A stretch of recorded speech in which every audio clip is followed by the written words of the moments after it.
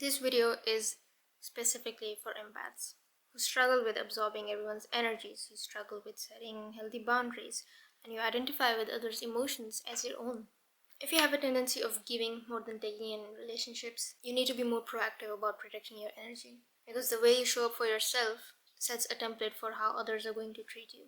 We all know that being an empath can be a strength and a weakness. On the positive side, we are more nurturing, we deeply connect with others.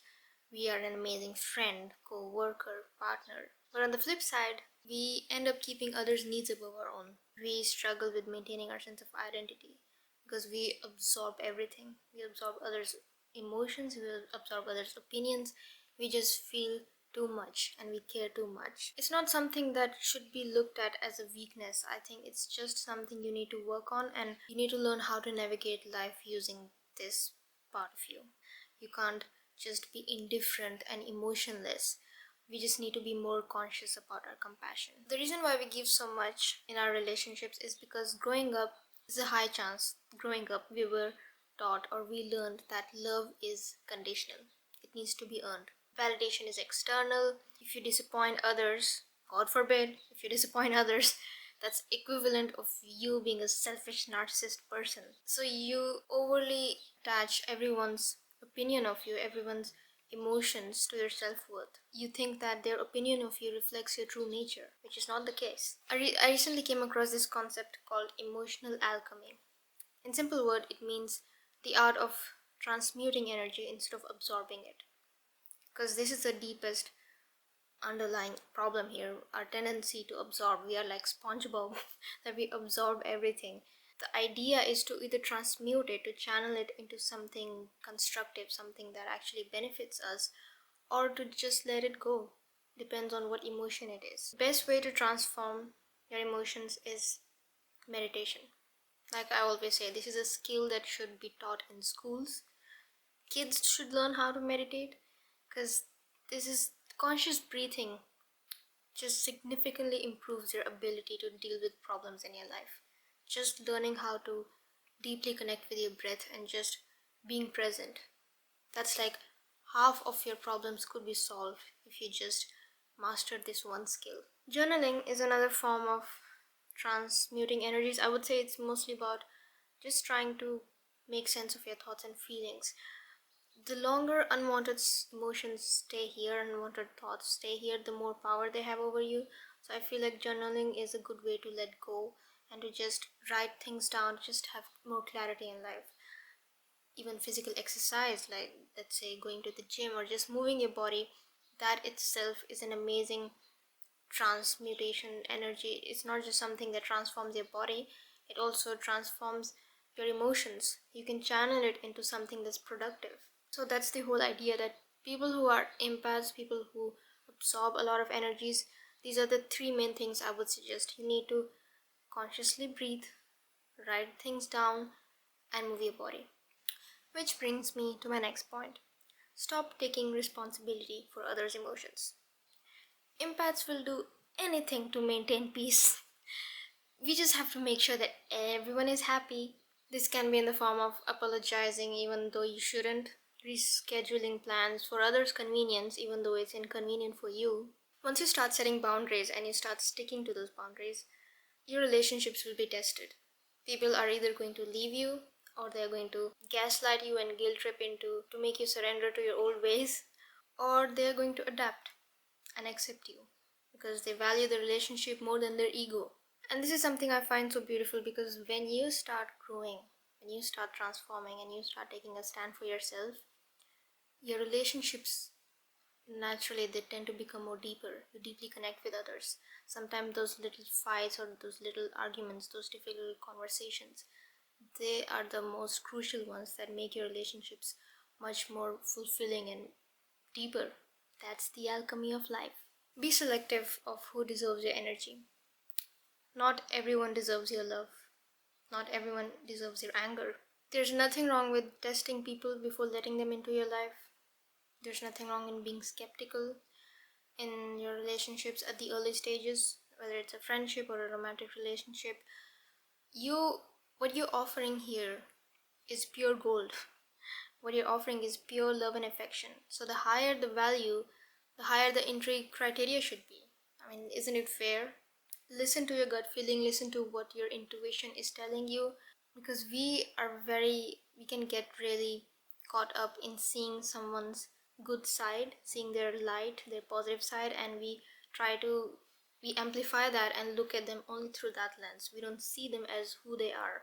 Sometimes we are just looking at their potential. Constantly let go. Learn to separate yourself from others energetically. Let's say you're living with someone who is a negative person. You don't always have the choice to leave, or maybe your coworker is a very negative person. Here's the thing, right? Sometimes those people are in your life to teach you a lesson. I mean, always there's people in your life are here to teach you something. So maybe this is a sign for you to take a stand for yourself. Maybe you need to learn how to set boundaries, and you need to learn the skill of not being affected by their presence so much, not being affected by their words or their actions so much. The whole idea is to constantly have an outlet to let go. The more you interact with such people, the more you need to take out time to sit and to just let go of all the negative energy that has been lashed onto you. Help consciously. Whenever someone asks you for help, like they come up to you and say, "Oh, I have this thing tonight, can you make it? Can you just come to this get together or something? I would love to have you, and or can you help me with something?" If you're unsure about your answer, don't give an immediate answer. You don't have to commit instantly.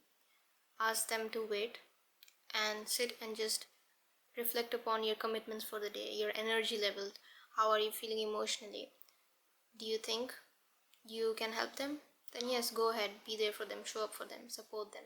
If not, you can say no without feeling guilty. I know it's hard. This is the hardest part. I don't care, practice in front of the mirror if you need to, but you have to learn how to say no without excessively explaining yourself, because this is something I'm guilty of. When I say no, I feel like I'm obliged to give an explanation. Oh, because blah blah blah, or I'm sick, or I have this other thing.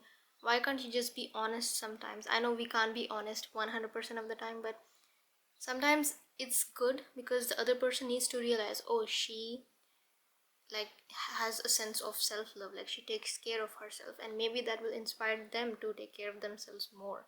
Also, I think we often forget the power of small help. Like, we need to appreciate helping someone, even if it's listening to them for 5 minutes, giving someone a hug, giving someone a meal, a flower, a birthday card. These things, like, you don't have to cross rivers and bridges to help someone. Sometimes it's just those little gestures. This is also help. You need to accept the fact that you are a human with limitations. You are not God. You cannot help everyone. You cannot do everything at one time. You have to accept that sometimes not helping someone is a way of helping them, because you're getting in the way of God's plan. Sometimes they need to be on their own journey and learn things the hard way. If they don't learn those things, if you help and if you intervene, then they're not going to learn the lesson, and they're going to repeat the same old mistakes. I'd like to emphasize that the idea here, what I'm suggesting here, is to not hold back your compassion and love for others. It is only to have a healthy balance of give and take. Because our baseline for giving is so damn high that we have to bring it back to normal, and you can't fill others' cup before filling your own. It's the metaphor that I always use. Schedule unavailability. Everyone who knows me personally, they know that I'm not available after 9 p.m. I don't take calls, I don't reply to messages after 9 p.m. I mean, there can be exceptions in case of emergencies, but on an average day, like on a given day, I am not going to reply to you after 9 p.m. And this is just because I need my time to settle down, to wind down, to just relax, read a book, meditate, do my night care routine. I need at least 1 hour before I sleep to spend with myself, to just let go of everything that happened during the day, to be grateful, to just, this is again spiritual self-care. And you have to be disciplined about this, because if you don't respect your time, then don't expect others to respect your time. Even I see some of my coworkers, and they're checking their emails on the way to work. Why are you checking your emails when it's not even like we haven't even started working, and you're checking your emails on weekends, you're working during the weekends? Why? What is this? You need to have a work-life balance. I hate the idea of being married to your work, to your career, unless that's a conscious choice. But you don't have the right to complain that you don't have time for yourself, you don't have time to meditate or exercise or journal or do things for yourself. If you're replying to emails at 8 p.m. at night, do things outside your comfort zone. The whole shift of living your truth as an empath can be scary at first. It's uncomfortable. To make it easier, I would say you have to constantly challenge yourself emotionally, physically, to do things outside your comfort zone, which are good for you. Because your nervous system and your body, it needs to adapt to the possibility of discomfort as being a good thing sometimes. To be okay with taking big changes in life. It could be leaving a job, leaving a relationship, moving out of your house. You shouldn't break down while doing those things. So this is why you can do something as sports, adventure sports. If you're into that, you can start a YouTube channel. You can learn how to speak to strangers. Just challenge yourself consistently to be okay with being uncomfortable. Because once you start doing these things, it will be much easier for you to say no. It will be much easier to stick to your boundaries. For me, starting YouTube channel was a big deal. It was like the biggest, most nerve-wracking decision of my life. But it gave me the confidence to speak my mind, to be unapologetically myself, and it improved my social skills. Although it's me here sitting and talking in front of a camera, but it helped me in real life to approach strangers without sweating, without the social anxiety associated with it. Last but not the least, quit or reduce social media. I know I always bring it up in every video, but this is something that helped me personally. If you feel like you get overwhelmed by looking at your feed filled with things and events and just news, here's the thing, right? You may think that, yeah, I need to be informed. I can't just stay in my own bubble and not know what's going on around me in the world. But if it's affecting you so much that it's affecting your emotional state of being, what use can you be for others? Like, if you're not in your best state of mind, you can still be active in your community. Help, like, look around you physically. Maybe your neighbor needs your help. Just listening to someone or smiling at someone is a form of charity. Just be engaged in your community. Like, there are so many things you can do without just scrolling through social media, because again, it's going to affect your energy. You are a sensitive person, so when you look at the news, when you look at pictures and images and videos of things, it's not going to help you. It's in fact going to make you feel more helpless. So do what you can. Pray for others, send them good vibes, donate if you can. Just do things that are in your control. And you being in your best self is sometimes the best form of charity for others. You can help someone, you can help people around you in your home.